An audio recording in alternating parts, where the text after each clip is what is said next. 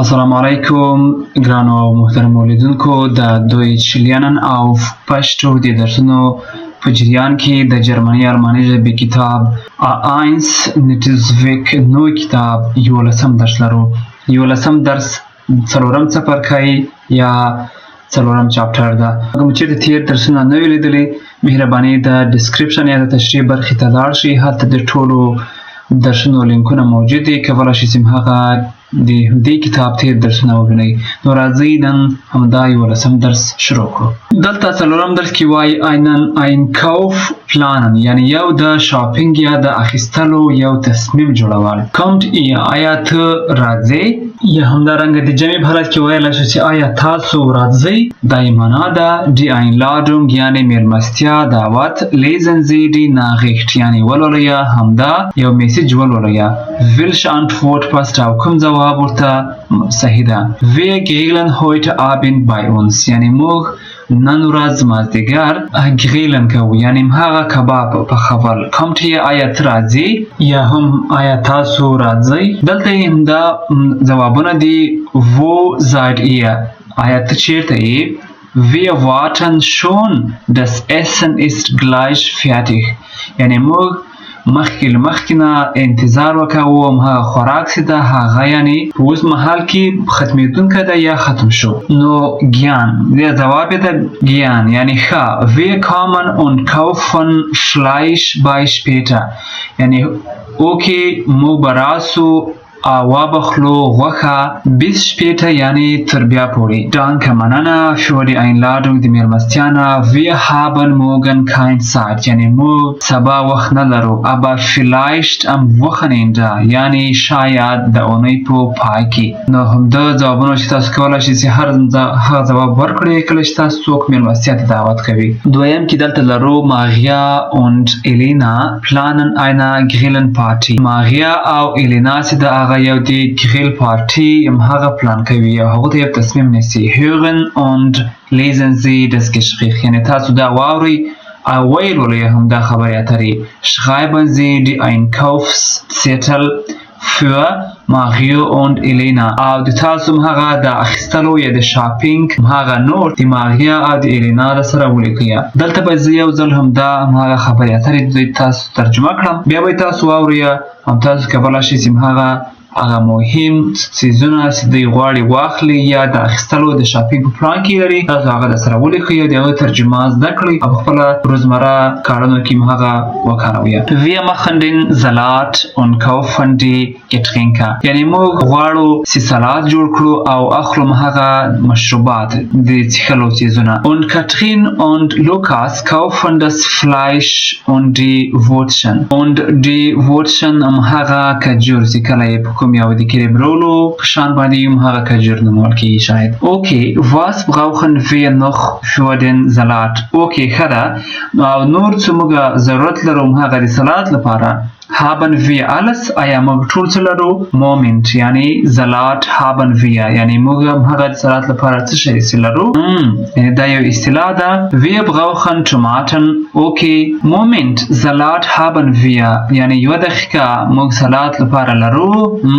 wir brauchen Tomaten، آیا Öl und eine Gurke، یعنی موږ د سلاد لپاره ضرورت لرو. wir brauchen موږ ضرورت لرو بانجان، آیا هګۍ، Öl یعنی غوړي او یو بادرنګ. und Käse او پنیر. wir brauchen keinen Käse mehr، او موږ نور یعنی هغه پنیر ته ضرورت نه لرو.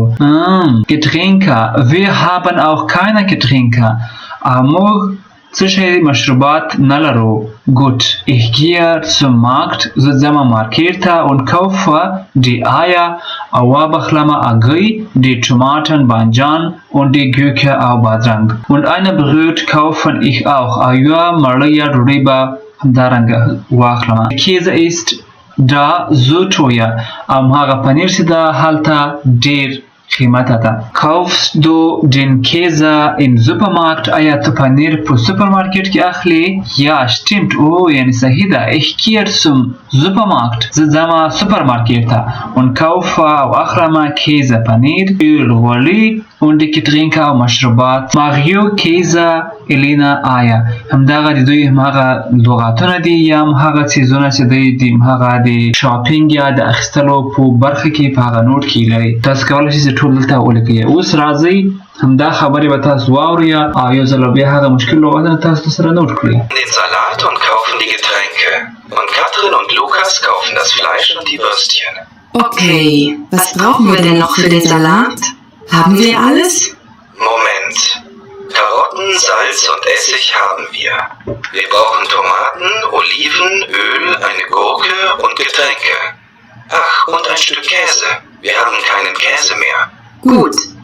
Ich gehe zum Markt und kaufe das Öl, die Tomaten, die Gurke und die Oliven.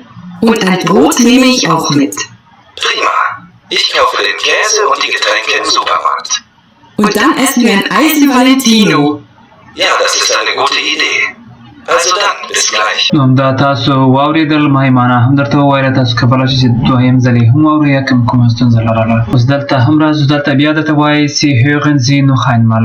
Was machen Mario und Elena nach dem Einkaufen؟ یعنی تاسو یې بیا یو ځل واورئ او څه شی کوي ماریو او الینا وروسته له شاپینګ یا اخیستلو. اوس راځو دلته لرو Akkusativ unterstreichen Sie die Artikel in 3b. Ergänzen Sie die Tabelle. تاسو کولی شئ چې هماغه د 3b هماغه ارټیکلونه دلته چې کوم ارټیکل وي هماغه ولیکئ او د همدې ټیبل نه هم استفاده وکوئ. دلته درته وایي چې Nominativ Akkusativ. په نومیناتیو کې لرو Die Käse ist gut یعنی دا پنیر ښه ده. ولی په Akkusativ کې لرو Ich kaufe den Käse یعنی زه هماغه پنیر اخلم. دلته ارټیکل یعنی die ده او دلته den کېږي په Akkusativ کې. همدارنګه Das Brot ist gut هماغه مړۍ یا ډوډۍ ښه ده.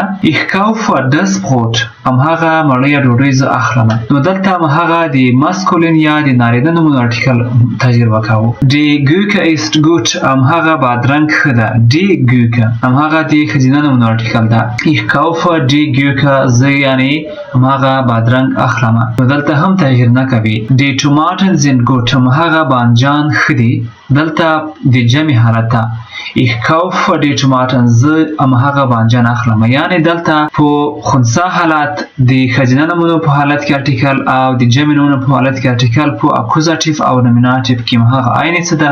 یوازې د نارینه نومونو په حالت کې هماغه ارټیکل تغییر کوي د نومیناتیو او Akkusativ. همدارنګه یعنی den هماغه دلته einen راځي. bestimmt او unbestimmt دلته einen ده. همدارنګه دلته به څه شی وي keinen یعنی هغه منفي حالت ده. دلته تغییر نه کوي که چېرته هماغه د خنثی حالت یعنی das Brot kein Brot. همدارنګه د ښځینه نومونو حالت keine Gurke. همدارنګه د جمع حالت keine Tomaten. نو یوازې تغییر چېرته کوي یوازې د نارینه نومونو په حالت کې تغییر کوي. die ارټیکل په den باندې بدلیږي او ein ارټیکل په einen باندې بدلیږي. همدارنګه په keinen دلته به keinen وي. دا د نومیناتیو او د Akkusativ د ارټیکلونو ترمنځ توپیر یا فرق ده. ډیر ساده دی. همدارنګه دلته لرو zusammen essen یعنی یو ځای مړۍ خوړل خوراک کول. Arbeiten Sie zu viert یعنی تاسو کولی شئ چې په یو ګروپي شکل سره څلور نفره یعنی هغه کار وکوئ. Wer macht was او څوک څه شی کوي څه شی جوړوي. Was brauchen Sie für das Essen یعنی تاسو د خوراک لپاره څه شي ته ضرورت لرئ. Schreiben Sie einen Einkaufszettel تاسو کولی شئ چې یو د شاپینګ یا د اخیستلو هغه لیست یا نوټ جوړ کړئ. Wer kauft was او څوک څه شی اخلي. Wer kocht او څوک پختن کوي خوراک پخوي. دلته یې تشریح ته ګورئ. Wir kochen einen Suppe موږ یو سوپ پخوو. Wir brauchen Tomaten موږ ضرورت لرو بانجانو ته und Fleisch او غوښې ته. Ich kaufe die Tomaten زه به بانجان واخلم und Anna او Anna به څه شی واخلي هغه پونکټ په پونکټ یعنی داسې نور چې هغه هر څه اخلي تاسو کولی شئ چې دلته د Anna په ځای باندې خپل د بل ملګري دوست نوم ولیکئ. دلته اوس لرو Verben mit Akkusativ یعنی فعلونه له Akkusativ سره. Wir brauchen eine Gurke. موږ ضرورت لرو یو بادرنګ ته. Wir haben keinen Käse. موږ یعنی پنیر نه لرو. دلته ګوره keinen ځکه چې د هغه د ماسکولین یا د نارینه نومونو حالت ته لکه دلته keinen. دلته keinen نشته ده یعنی keinen دلته لیکل کیږي. همدارنګه wir kochen keine Suppe او موږ یعنی سوپ نه پخوو. Wir essen das Fleisch او موږ هم هغه غوښه خورو. Wir kaufen die Getränke او موږ څه شی مشروبات اخلو. دلته یعنی فعلونه یم هغه کارونه په اکوزاتیو کې دي. دلته اوس لرو umlaute یعنی دا umlaut دي هغه دوه نقطې په سر لیکل شوی او ته umlaut ویل کیږي. hören Sie und sprechen Sie nach. تاسو یې واوریا او بیا وروسته پرې خبرې وکوئ. دلته به تاسو دا واوریا بیا به وروسته پرې خبرې وکوو. خو یعنی دلته یې لومړی د مفرد حالت ته یعنی جمع حالت نه ده. که چېرته یې موږ د هغه جمع حالت لیکو یا وایو دلته umlaut کاروو او تلفظ یا پرونانسیشن یې تغییر کوي. نو تاسو به یو ځل واوریا او بیا به یې زه وروسته درته معنا هم ووایم. راځئ لاړ شو همهغه واورو. Apfel, Äpfel, Saft, Säfte, Brot, Brötchen. Ich esse viel Gemüse. Wir frühstücken zusammen. Wir brauchen Öl. Ich kaufe Käse. نو همدا حالت به یو ځل بیا هم تاسو واورئ تر څو کوم مشکل ونه لرئ. یو ځل به یې واورئ بیا به هم مخکې لاړ شو. Apfel, Äpfel, Saft, Säfte, Brot, Brötchen. Ich esse viel Gemüse. Wir frühstücken zusammen. Wir brauchen Öl. Ich kaufe Käse. دا یعنی تاسو دویم ځل هم واورېدل. زه به یې اوس ترجمه درته ووایم. افل یعنی مڼه یوه مڼه. د هغوی جمع حالت ته موږ umlaut کاروو. ایفل یعنی مڼې جمع ده. زافت یعنی جوس ته ویل کیږي. مثلا افل زافت یعنی د مڼې جوس. زیفت یعنی بیا هماغه جوسان یعنی جمع حالت ده. بروت مڼه یعنی د مفرد حالت ده. همدارنګه د هغوی جمع بروتشن یعنی ډیر جمع حالت ده. مارکت یعنی مارکیټ. مارکت یعنی مارکیټونه. Wir brauchen Müsli zum Frühstück یعنی موږ ضرورت لرو هغه موزلی ته په ناشته کې. Ich kaufe Brötchen in der Bäckerei او زه اخلم هم هغه مړۍ اخلم په نانوایي کې. Wir brauchen Öl یعنی موږ غوړو ته ضرورت لرو. Käse پنیر. Gemüse سبزی und Getränke او مشروبات. نو دا ترجمه ولا دلته بیا وایي wie hören Sie ein Wort mit umlaut. تاسو واورئ هغه یو لغات له umlaut سره واورئ. Stehen Sie auf, sprechen Sie dann die Worte nach. تاسو کولای شئ چې بیا هغه د سره ولیکئ او وروسته یې بیا خبرې پرې وکوئ. تاسو به دلته هغه اړ واورئ کوم لغاتونه ستا وایي هغه ولیکئ چې آیا د umlaut سره دي که بغیر له umlaut دي. راځئ هغه واورو. Arzt, Züge, Frankreich, Französisch, Wohnen, Kommen, Hören, Japan, Österreich, Polen, Türkisch, Spanisch, Dänisch. نو دلته د تاسو واورېدله تاسو هغه لغاتونه لیکلي وي چې یا هغه د umlaut سره دي یا بغیر د umlaut دي. نو 11 درس هم دلته پای ته رسېږي ځکه چې ډېر درسونه دراز نه سي او خستګون تاسو ته تمام نه شي. نو 11 درس دلته پای ته رسېږي. د نورو درسونو لپاره منتظر اوسئ او زموږ چینل سره سبسکرایب کړئ. د ملګرو سره شریک کړئ. که کومه پوښتنه لرئ مهرباني په کمنټ باکس کې ولیکئ. نور نو ښه وختونه ښې چارې. سلام باشه.